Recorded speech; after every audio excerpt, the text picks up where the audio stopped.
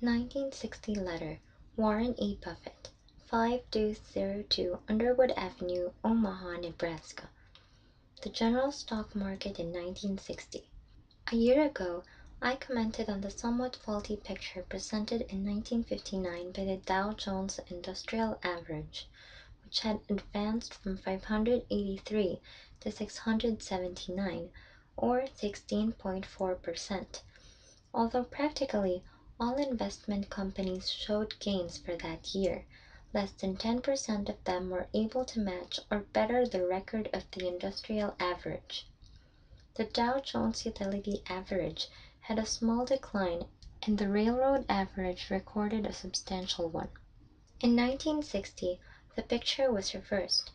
The industrial average declined from 679 to 616, or 9.3%. Adding back the dividends which would have been received through ownership of the average still left it with an overall loss of 6.3%. On the other hand, the utility average showed a good gain, and, while all the results are not now available, my guess is that about 90% of all investment companies outperformed the industrial average.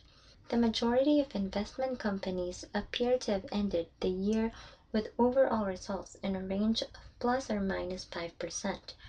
On the New York Stock Exchange, 653 common stocks registered losses for the year, while 404 showed gains. Results in 1960. My continual objective in managing partnership funds is to achieve a long-term performance record superior to that of the industrial average. I believe this average, over a period of years, will more or less parallel the results of leading investment companies. Unless we do achieve this superior performance, there is no reason for existence of the partnerships. However, I have pointed out that any superior record which we might accomplish should not be expected to be evidenced by a relatively constant advantage in performance compared to the average. Rather, it is likely that if such an advance is achieved, it will be through better than average performance in stable or declining markets in average, or perhaps even poorer than average, performance in rising markets. I would consider a year in which we declined 15% and the average 30% to be much superior to a year when both we and the average advanced 20%. Over a period of time, there are going to be good and bad years. There is nothing to be gained by getting enthused or depressed about the sequence in which they occur. The important thing is to be beating par. A 4 on a par 3 hole is not as good as a 5 on a par 5 hole, and it is unrealistic to assume we are not going to have our share of both par 3s and par 5s. The above dose of philosophy is being dispensed since we have a number of new partners this year, and I want to make sure they understand my objectives, my measure of attainment of these objectives, and some of my known limitations. With this background, it is not expected that 1960 was a better than average year for us. As contrasted with an overall loss of 6.3% for the industrial average, we had a 22.8% gain for the 7 partnerships operating throughout the year. Our results for the 4 complete years of partnership operation after expenses but before interest to limited partners or allocation to the general partner are: 1957, 3 partnerships operating entire year, 10.4% gain, negative 8.4% Dow Jones gain. 1958, 3 partnerships, 40.9% gain, 38.5% Dow Jones gain. 1959, 6 partnerships, 25.9% gain, 19.9% Dow Jones gain. 1960, 7 partnerships, 22.8% gain, negative 6.3 Dow Jones gain. It should be emphasized again that these are the net results to the partnership, The net results to the limited partners would depend on the partnership agreement that they had selected. The overall gain or loss is computed on a market-to-market basis after allowing for any money added or withdrawn. Such a method gives results based upon what would have been realized upon liquidation of partnership at the beginning of the year and what would have been realized upon liquidation at year end, and is different, of course, from our tax results, which value securities at cost and realize gains or losses only when securities are actually sold. On a compounded basis, the cumulative results have been: in 1957, 10.4% gain, negative 8.4% for Dow Jones gain. Year 1958, 55.6% gain, 26.9% for Dow Jones gain. Year 1959, 95.9% gain, 52.2% for Dow Jones gain. Year 1960, 140.6% gain, 42.6% for Dow Jones gain. Although 4 years is entirely too short a period from which to make deductions, what evidence there is points toward confirming the proposition that our results should be relatively better in moderately declining or static markets. To the extent that this is true, it indicates that our portfolio may be more conservatively, although decidedly less conventionally, invested than if we owned blue-chip securities. During a strongly rising market for the latter, we might have real difficulty in matching their performance. Multiplicity of partnerships. A preceding table shows that the family is growing. There has been no partnership which has had a consistently superior or inferior record compared to our group average, but there has been some variance each year despite my efforts to keep all partnerships invested in the same securities and in about the same proportions. This variation, of course, could be eliminated by combining the present partnerships into one large partnership. Such a move would also eliminate much detail and a moderate amount of expense. Frankly, I am hopeful of doing something along this line in the next few years. The problem is that various partners have expressed preferences for varying partnership agreements. Nothing will be done without unanimous consent of partners. Advance payments. Several partners have inquired about adding money during the year to their partnership. Although an exception has been made, it is too difficult to amend partnership agreements during mid-year where we have more than one family represented among the limited partners.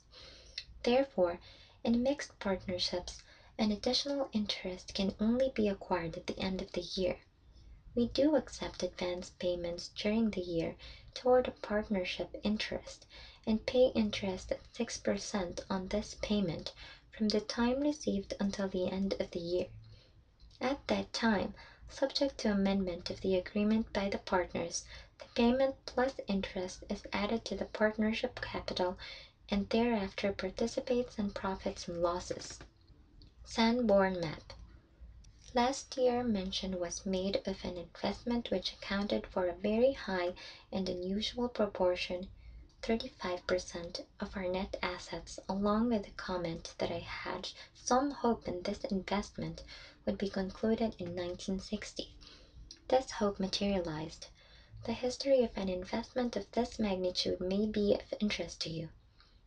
Sanborn Map Company is engaged in the publication and continuous revision of extremely detailed maps of all cities of the United States.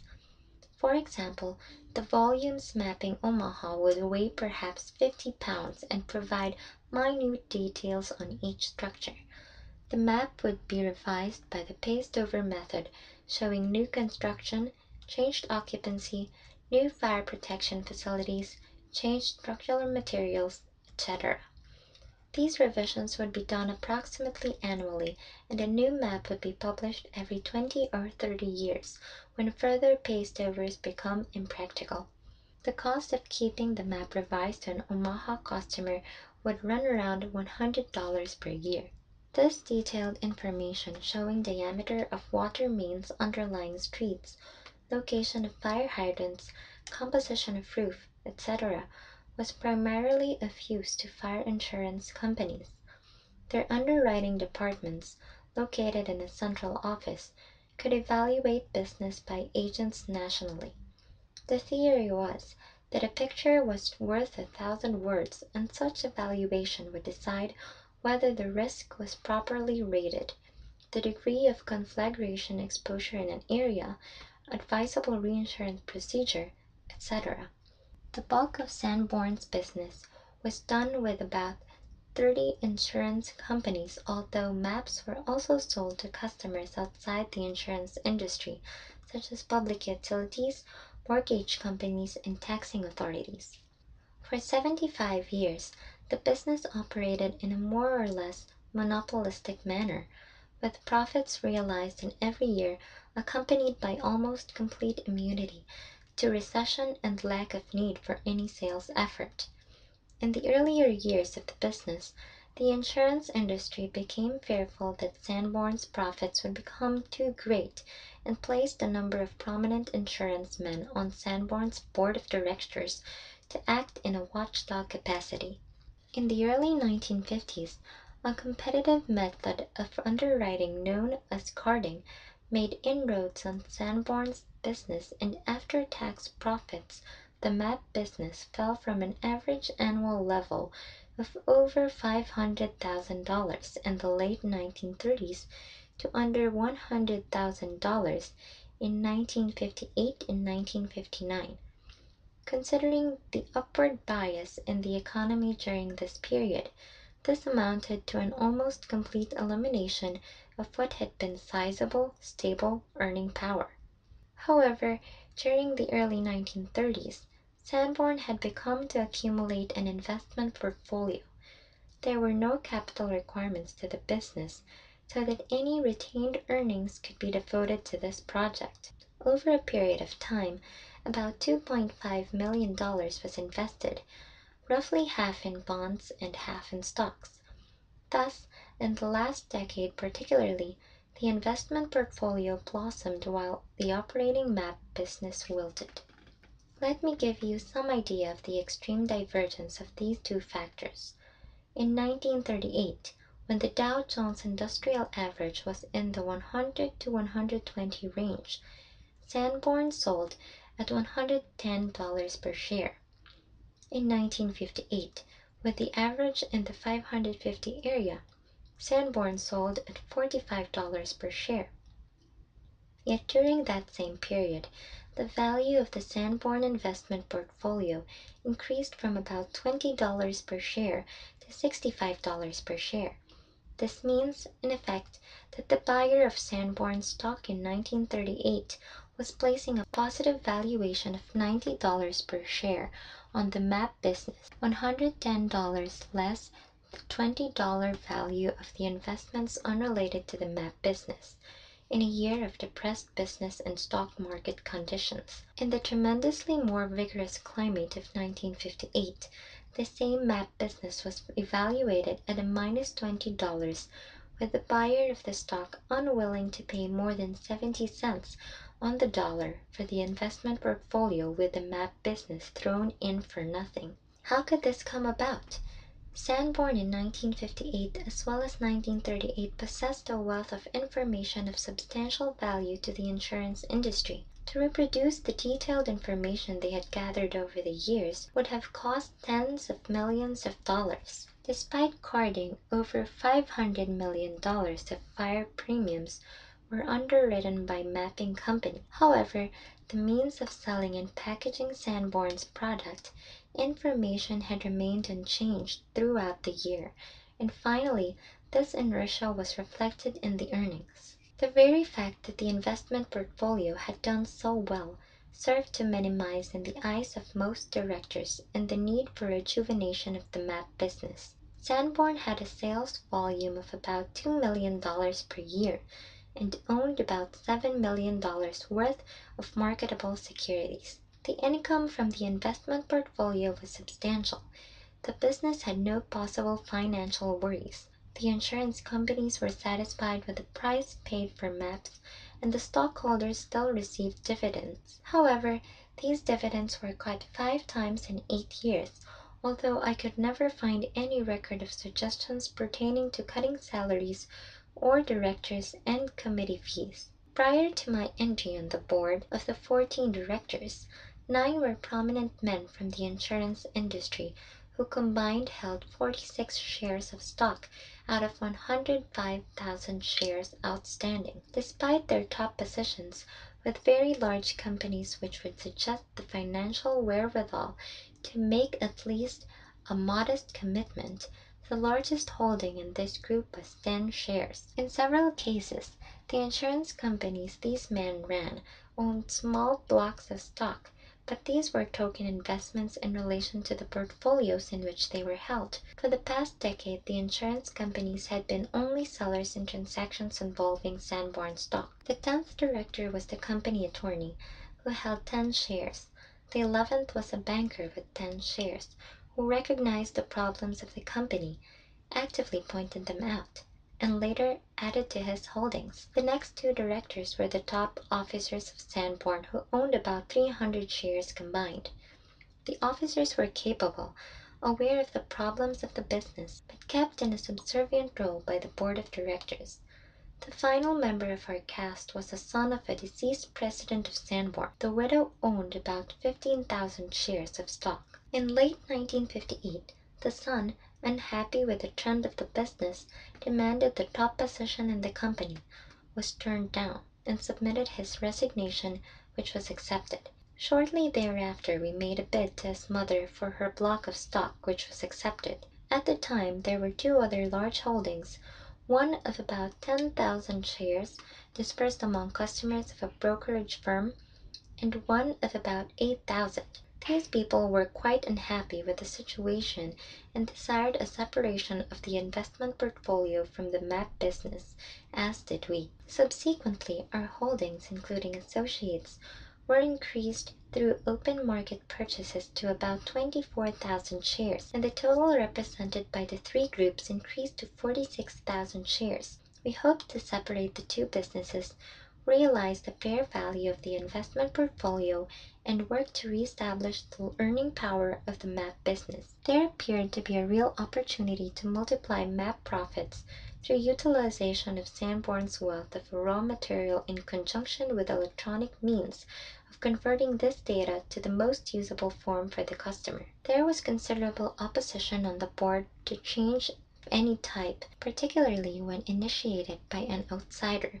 Although management was in complete accord with our plan, and a similar plan had been recommended by Booz, Allen, and Hamilton, management experts, to avoid a proxy fight, which very probably would not have been forthcoming and which we would have been certain of winning, and to avoid time delay with a large portion of Sanborn's money tied up in blue-chip stocks, which I didn't care for at current prices. A plan was evolved, taking out all stockholders at fair value who wanted out. The SEC ruled favorably on the fairness of the plan. About 72% of the Sanborn stock, involving 50% of the 1,600 stockholders, was exchanged for portfolio securities at fair value. The map business was left with over $1.25 million in government and municipal bonds as a reserve fund, and the potential corporate capital gains tax of over $1 million was eliminated. The remaining stockholders were left with a slightly improved asset value, substantially higher earnings per share, and an increased dividend rate. Necessarily, the above little melodrama is a very abbreviated description of this investment operation. However, it does not point up the necessity for secrecy regarding our portfolio operations, as well as the futility of measuring our results over a short span of time, such as a year. Such control situations may occur very infrequently. Our bread and butter business is buying undervalued securities and selling when the undervaluation is corrected, along with investment in special situations, where the profit is dependent on corporate rather than market action. To the extent that partnership funds continue to grow, it is possible that more opportunities will be available in control situations. The auditors should be mailing your financial statement and tax information within about a week. If you have any questions at all regarding either their report or this letter, be sure to let me know. Warren E. Buffett, January 30, 1961.